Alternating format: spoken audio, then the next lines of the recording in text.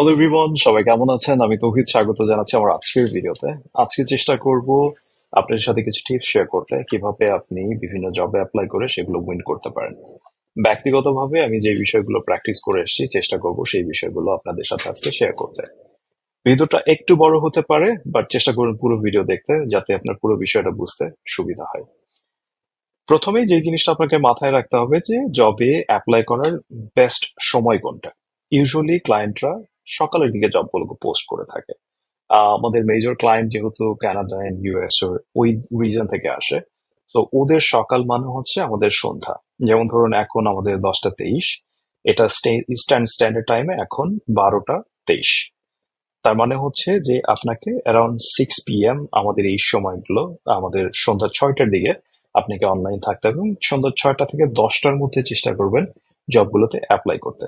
তো প্রথমে আপনি যেটা করবেন, আপনি এরকম আপনার আপওয়ার্ক প্রোফাইলে এসে প্রথমে আপনার জব ক্যাটাগরিতে চলে যাবেন। এখানে আপনি যেহেতু দেখতে পারবেন যে বেস্ট ম্যাচ, তার মানে হচ্ছে যে আপনার প্রোফাইল উপর ডিপেন্ড করে আপওয়ার্ক কিছু জব আপনাকে সাজেস্ট করবে।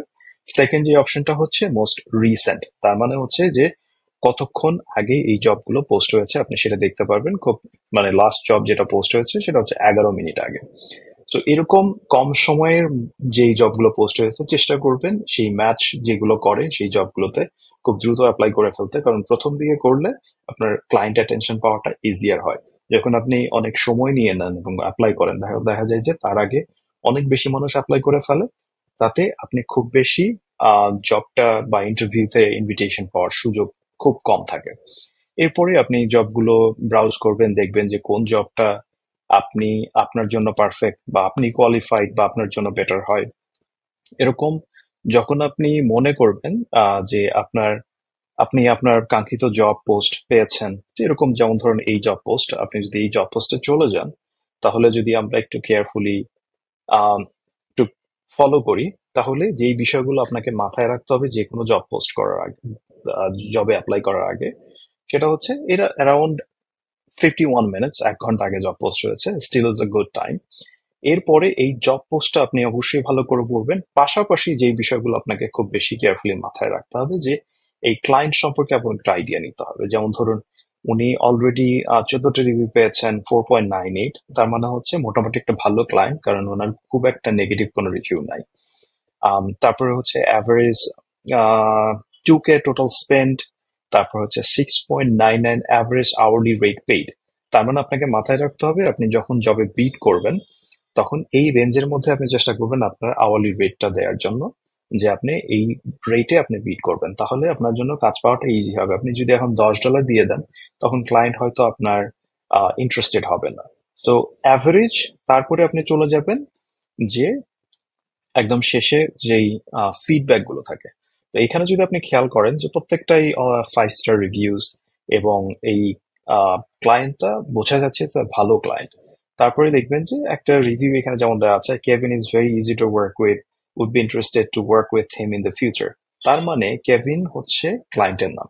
এটা খুব একটা ইম্পর্টেন্ট একটা জিনিস। তার মানে হচ্ছে আপনি যখন যাবে অ্যাপ্লাই করবেন, প্রথমেই হ্যালো কেভিন দিয়ে শুরু করবেন।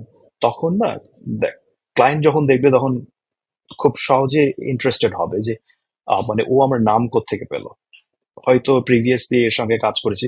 একটা কিউরিসিটি গ্রো করে, তখন আপনার রিভিউ, তখন আপনার প্রপোজালটা তো পড়া শুরু করবে।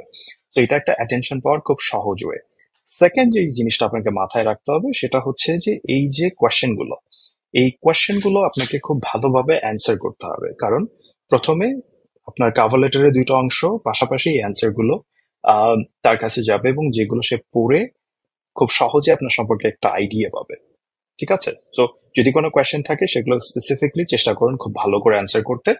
এবং যখন আপনি আপনার প্রপোজাল সাবমিট করবেন, প্রথম যে 2 লাইন, ইউজুয়ালি যখন ক্লায়েন্ট পোর্টালে আমরা যাই, ওই প্রথম 2 লাইন শো করে একটা একটা মানে ফ্রিল্যান্সার যে প্রপোজালটা থাকে। এই 2 লাইনের মধ্যে আমরা যে ভুলটা করি, আমরা ইউজুয়ালি গ্রিটিংস দিয়ে শুরু করি, যে hello, how are you. But এই জিনিসগুলো না খুব বেশি অ্যাটেনশন মানে পায় না। তো ওই 2 লাইনের মধ্যে কেয়ারফুলি আপনাকে আপনার খুব আই ক্যাচিং কোনো ইনফরমেশন প্রোভাইড করতে হবে। যখন আপনি জবটা পড়বেন এবং জবটা পড়ার পরে আপনি ওই জবে যেই জিনিসগুলো ক্লায়েন্টের ফোকাস, ওই জিনিসগুলো মাথায় রেখে ওই 2 লাইনের মধ্যে বিষয়গুলো তুলে ধরবেন। ঠিক এরপরে পুরো কভার লেটারে চেষ্টা করবেন জব পড়ে যেই বিষয়গুলো ক্লায়েন্ট জানতে চেয়েছে বা ক্লায়েন্টের ফোকাস সেই বিষয়গুলো নিয়ে ডিসকাস করতে, এবং সেই বিষয়গুলো যখন ডিসকাস করবেন তখন দেখা যায় ক্লায়েন্টের অ্যাটেনশন পাওয়াটা খুব ইজি হয়ে যায়। এবং ইনফ্যাক্ট আপনাকে খুব কেয়ারফুলি পুরো জব পোস্টটা পড়তে হবে। আমরা অনেক সময় জব পোস্ট ক্লিয়ারলি পড়ি না, যার কারণে অনেক কিছু মিস করে যায়, ক্লায়েন্ট সেইগুলো আহ, আসলে চায়। যেমন ধরেন অনেকে কেয়ারফুলি একদম শেষের দিকে কোনো একটা লাইন মেনশন করে দেয় যে প্লিজ মেনশন 33, বা যে কোনো একটা ওয়ার্ড লিখে দেয় at the top, so we know যে আপনি পুরো জব পোস্টটা পড়েছেন। এইগুলো যখন আমরা মিস করি তখন দেখা যায় যে ক্লায়েন্ট আর ওই অ্যাপ্লিকেশনটা অ্যাকসেপ্ট করে না। তো এই ছোট ছোট বিষয়গুলো আপনাকে অবশ্যই মাথায় রাখতে হবে জবে অ্যাপ্লাই করার ক্ষেত্রে। এই জিনিসগুলো যদি আপনি করতে পারেন তাহলে দেখা যায় খুব ইজিলি আপনি ক্লায়েন্টের অ্যাটেনশন পাবেন, জব উইন্স, ইন্টারভিউতে ইনভিটেশন পাবেন, এবং সেখান থেকে hopefully you'll win the job. এরকম আরো অনেক বিষয় আছে, আমি চেষ্টা করবো নেক্সট এপিসোডে কিভাবে একটা ভালো কাভার লেটার রাখা যায়, কিভাবে চ্যাট জিপিটি ইউজ করে আপনি কাভার লেটার লিখতে পারেন, সেইগুলো নিয়ে পুরো বিষয় নিয়ে আলোচনা করতে। তো আজকে এই পর্যন্তই। যদি কোনো কোয়েশ্চেন থাকে আমার কমেন্টসে জানাবেন, আমি চেষ্টা করবো আপনার আনসার করতে। ধন্যবাদ।